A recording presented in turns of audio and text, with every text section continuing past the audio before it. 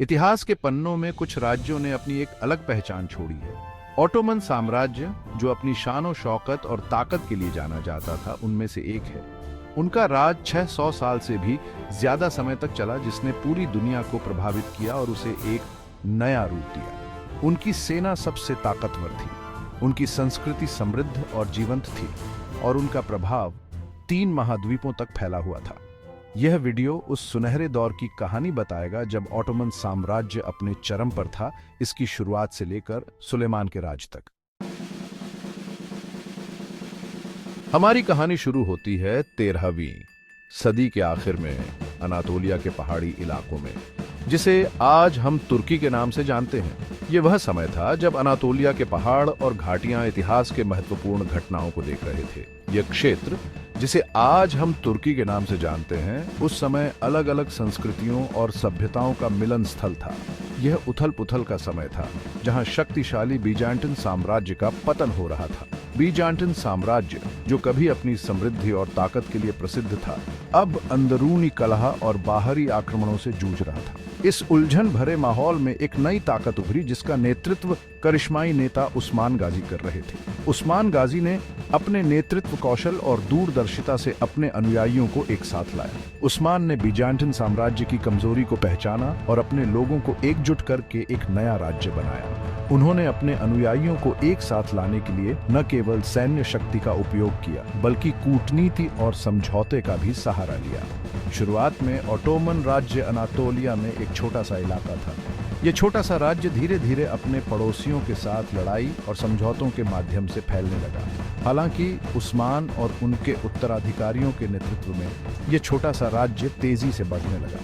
उन्होंने अपने सैन्य अभियानों को बढ़ाया और अपने राज्य की सीमाओं का विस्तार किया। ऑटोमन सेना की कुशलता और रणनीति ने शुरुआती जीत में महत्वपूर्ण भूमिका निभाई।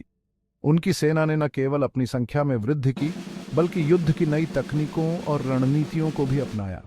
उन्होंने बीजांटिन इलाकों पर लगातार हमला किया, जिससे बीजांटिन साम्राज्य और भी कमजोर होता गया। ऑटोमन सैनिकों की बहादुरी और उनकी युद्ध कौशल ने उन्हें कई महत्वपूर्ण जीत दिलाई।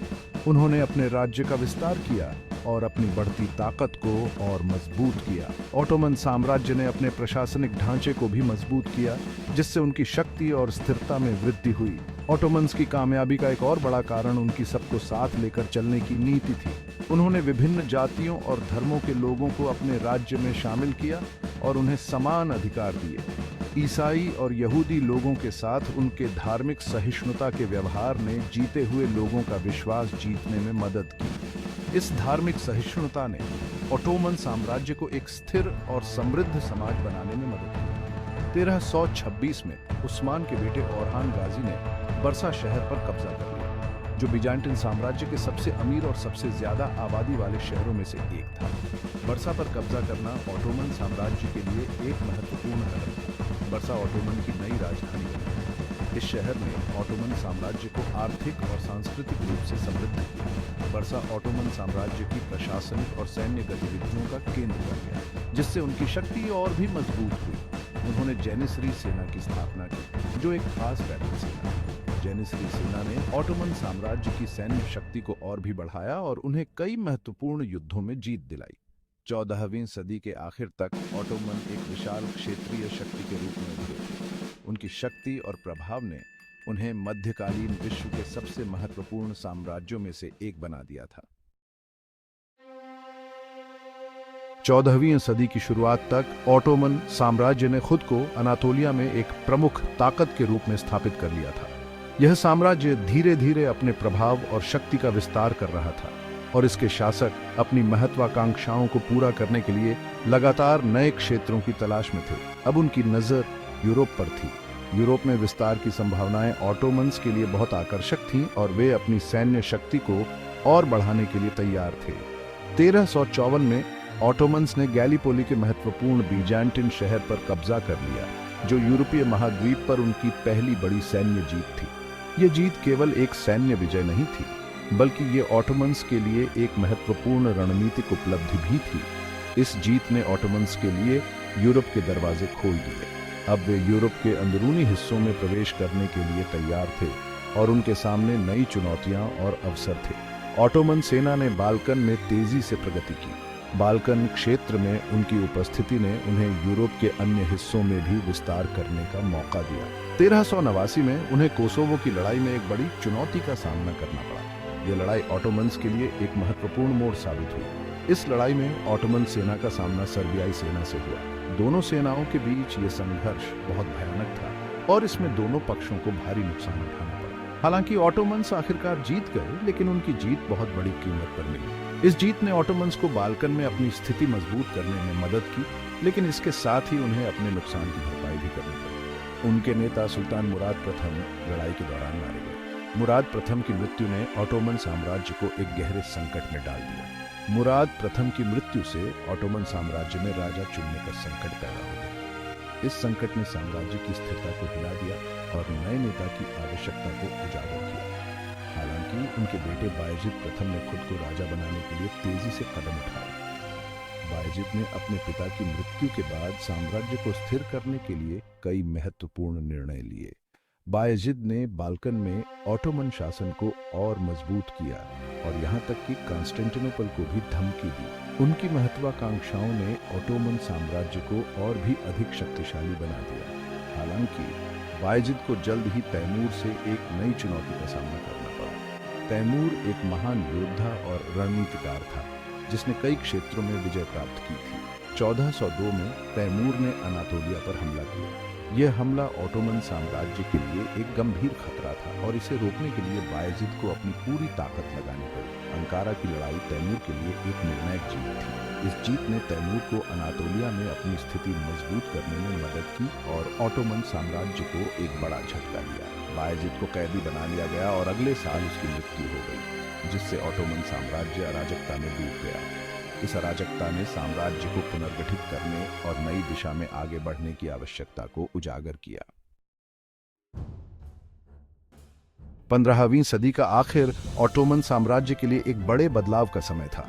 इस दौरान साम्राज्य ने कई चुनौतियों का सामना किया, लेकिन इन चुनौतियों ने इसे और भी मजबूत बनाया। गृह युद्ध और एक होने के बाद एक नया राजवंश आया, जिसने एक ऐसे दौर की शुरुआत की जिसे ऑटोमन इतिहास में स्वर्ण युग के रूप में जाना जाएगा। इस युग ने न केवल राजनीतिक स्थिरता लाई, बल्कि सांस्कृतिक और आर्थिक समृद्धि भी लाई। इस शानदार दौर का नेतृत्व मशहूर सुल्तान सुलेमान प्रथम ने किया, जिन्हें सुलेमान द मैग्निफिसेंट के नाम से भी जाना जाता है। सुलेमान का शासनकाल ऑटोमन साम्राज्य के इतिहास में सबसे महत्वपूर्ण और प्रभावशाली समयों में से एक था। 1520 में गद्दी पर बैठे सुलेमान एक दूरदर्शी नेता, एक शानदार रणनीतिकार और कला और संस्कृति के प्रेमी थे। उन्होंने अपने शासनकाल में कई सुधार और नवाचार किए, जो आज भी याद किए जाते हैं। उनके शासनकाल में ऑटोमन साम्राज्य अपनी सीमाओं, आर्थिक समृद्धि और सांस्कृतिक प्रतिभा में अभूतपूर्व ऊंचाइयों तक पहुंच गया। सुलेमान ने अपने साम्राज्य को एक महान शक्ति में बदल दिया, जो 3 महाद्वीपों पर फैला हुआ था। सुलेमान के नेतृत्व में ऑटोमन सेना अजेय लगती थी। उनकी सेना ने कई महत्वपूर्ण युद्धों में विजय प्राप्त की, जिससे साम्राज्य की सीमाएं और भी विस्तृत हो गई। उन्होंने अपनी सेना का नेतृत्व करके पूरे यूरोप, एशिया और अफ्रीका में कई सफल सैन्य अभियान चलाए। इन अभियानों ने ऑटोमन साम्राज्य को एक वैश्विक शक्ति बना दिया। 1521 में उन्होंने बेलग्रेड के महत्वपूर्ण शहर पर कब्जा कर लिया। यह विजय ऑटोमन साम्राज्य के विस्तार में एक महत्वपूर्ण मील का पत्थर थी। सुलेमान की सबसे मशहूर जीतों में से एक थी 1526 में मोहाक्स की लड़ाई में हंगेरियन साम्राज्य पर जीत। इस जीत ने ऑटोमन साम्राज्य की सैन्य शक्ति को और भी मजबूत किया।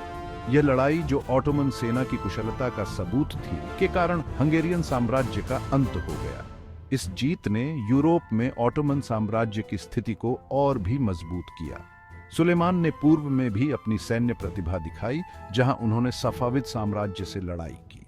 इन युद्धों ने ऑटोमन साम्राज्य की पूर्वी सीमाओं को सुरक्षित किया। 1534 में सुलेमान ने बगदाद शहर पर कब्जा कर लिया। यह विजय ऑटोमन साम्राज्य के लिए एक महत्वपूर्ण रणनीतिक उपलब्धि थी। अपनी सैन्य जीत के अलावा सुलेमान अपनी आंतरिक उपलब्धियों और अपने साम्राज्य के संचालन के लिए भी जाने जाते थे। उन्होंने अपने शासनकाल में कई प्रशासनिक सुधार किए, जो साम्राज्य की स्थिरता और समृद्धि के लिए महत्वपूर्ण थे। उन्होंने ऑटोमन कानूनी व्यवस्था को व्यवस्थित और बेहतर बनाया। उनके सुधारों ने न्यायिक प्रणाली को अधिक प्रभावी और न्याय संगत बनाया। उन्होंने कर प्रणाली को भी सरल बनाया। उनके आर्थिक सुधारों ने साम्राज्य की वित्तीय स्थिति को मजबूत किया और व्यापार को बढ़ावा दिया।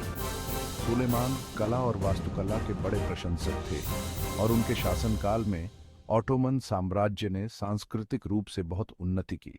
उन्होंने कई महत्वपूर्ण सांस्कृतिक परियोजनाओं का समर्थन किया। उन्होंने इस्तांबुल में शानदार मस्जिदों, महलों और सार्वजनिक इमारतों का निर्माण कार्य शुरू करवाया।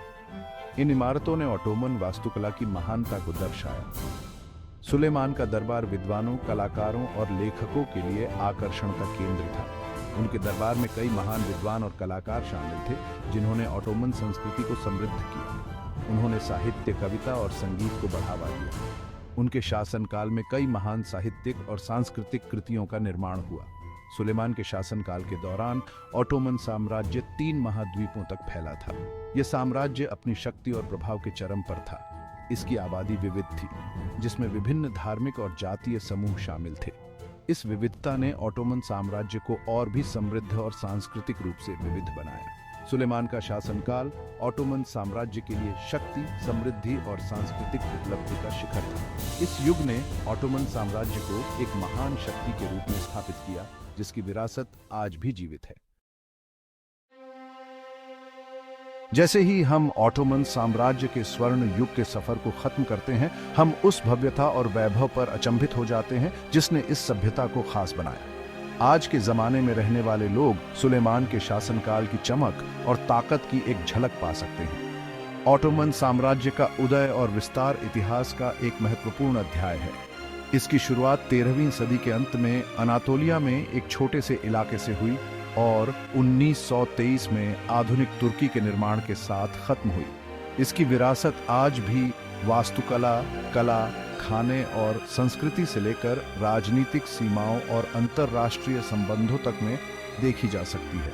ऑटोमन साम्राज्य की कहानी हमें याद दिलाती है कि कैसे अलग-अलग संस्कृतियां और धर्म एक साथ आ सकते हैं, नई खोजों को बढ़ावा दे सकते हैं और एक अमिट छाप छोड़ सकते हैं।